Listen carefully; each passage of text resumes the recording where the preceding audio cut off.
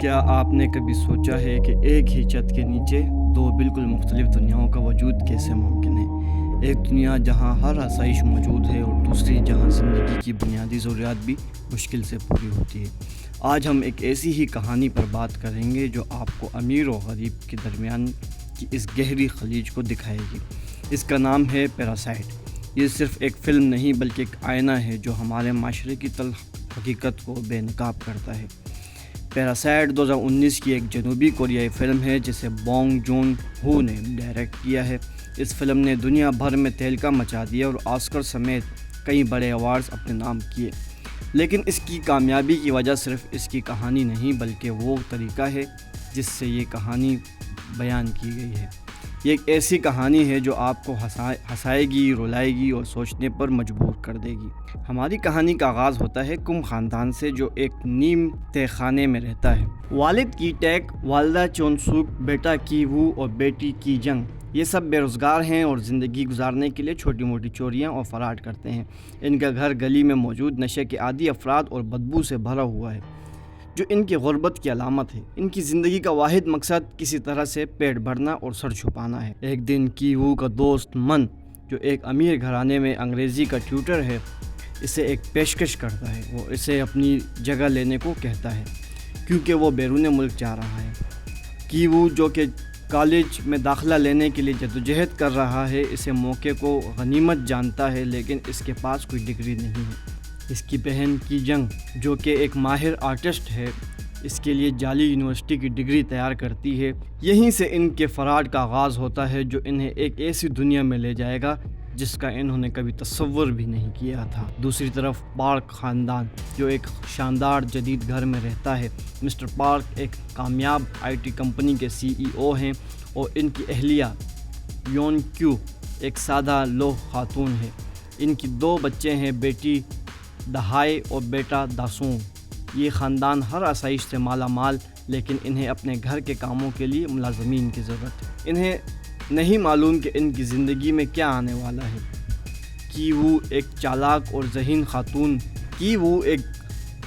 ذہین نوجوان پارک خاندان کے گھر میں داخل ہوتا ہے۔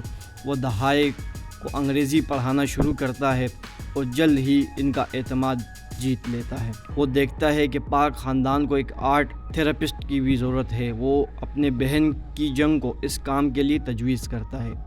کی جنگ ایک ماہر آرٹسٹ کے طور پر دسونگ کے آرٹ کو دیکھ کر اس کی نفسیاتی حالت کا تجزیہ کرتی ہے اور پارک خاندان کو متاثر کرتی ہے۔ اب کم خاندان کے 2 افراد پارک خاندان کے گھر میں داخل ہو چکے ہیں، لیکن ان کا منصوبہ یہیں ختم نہیں ہوتا۔ وہ اپنے والدین کو بھی اس گھر میں لانا چاہتے ہیں۔ سب سے پہلے وہ ڈرائیور کو نکالنے کا منصوبہ بناتے ہیں۔ کی جنگ ڈرائیور کی پینٹی میں ایک سرخ انڈرویئر چھپا دیتی ہے اور پھر اسے مسٹر پارک کو دکھاتی ہے۔ پھر سے ڈرائیور پر جنسی ہراسانی کا الزام لگاتا ہے اور اسے نوکری سے نکال دیا جاتا ہے۔ اس کی جگہ ٹیک کم خاندان کے باپ ڈرائیور بن جاتا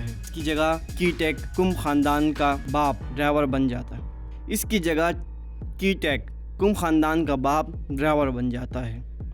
اس کے بعد وہ گھر کے پرانے ہاؤس کیپر مون گوانگ کو نکالنے کا منصوبہ بناتے ہیں۔ مون گوانگ کئی سالوں سے اس گھر میں کام کر رہا ہے اور پارک خاندان اس پر بہت بھروسہ کرتا ہے۔ کی جنگ اسے ٹی بی کا مریض ظاہر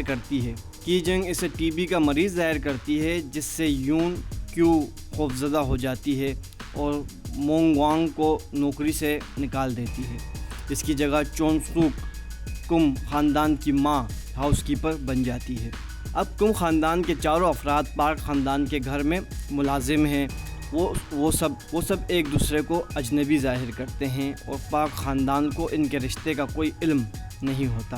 وہ اپنی غربت سے نکلنے اور ایک بہتر زندگی گزارنے کے لیے یہ سب کر رہے ہیں، لیکن کیا ان کا یہ جھوٹ زیادہ دیر تک چھپا رہ پائے گا؟ ایک دن پارک خاندان کیمپنگ ٹرپ پر جاتا ہے اور کم خاندان گھر میں اکیلا رہ جاتا ہے۔ وہ اس موقع کو غنیمت جانتے ہیں اور پارک خاندان کی طرح عیش کرتے ہیں۔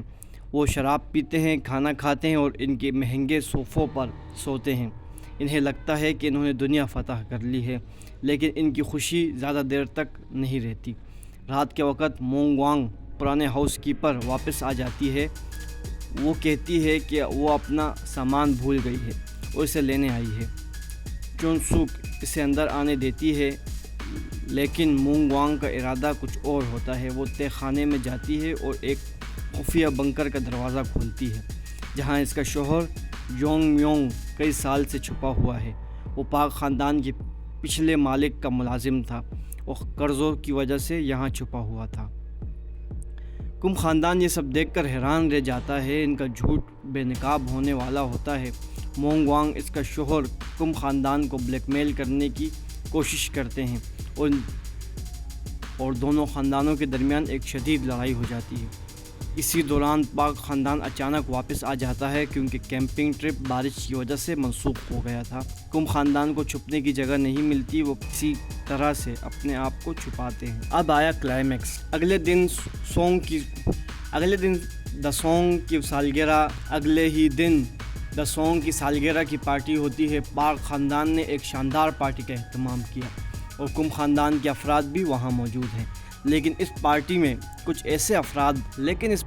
کچھ ایسا ہونے والا ہے جو سب کی زندگی بدل دے گا۔